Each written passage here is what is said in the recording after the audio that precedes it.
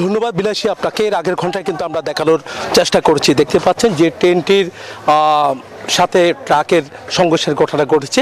তো সেই ট্রেনের বগি আমরা দেখতে পাচ্ছি একেবারে উল্টে ট্রেনের যে সড়কটি আছে সড়কের পাশে পড়ে আছে। তো এখনো পর্যন্ত এই জায়গা থেকে ট্রেনটি সরানো সম্ভব হয়নি।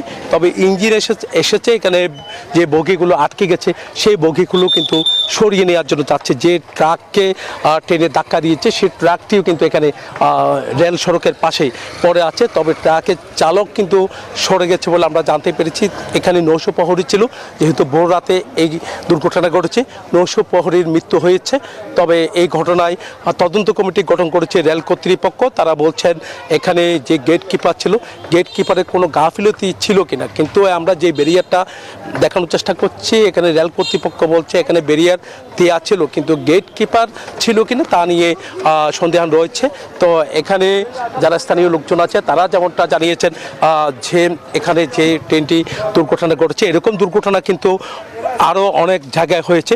তবে এই ঘটনার তদন্ত কমিটি গঠন করা হয়, তবে কোনোভাবে এই যে গেট কিপার সংকট, সেই সংকটটা থামানো যাচ্ছে না, এবং কি তাদের যে গাফিলতি সেটাও কিন্তু থামানো যাচ্ছে না বলে আমাদেরকে জানিয়েছেন। এই ছিল আমার এখানকার সর্বশেষ। ফিরে যাচ্ছি স্টুডিওতে বিলাসীর কাছে। ধন্যবাদ জয় আপনাকে। বান্ডেল থাকলে প্রতি সেনমানিতে টাকা বাঁচবে। বিকাশ সেনমানি বান্ডিল কিনে জিতুন প্রতি লেনদেনে।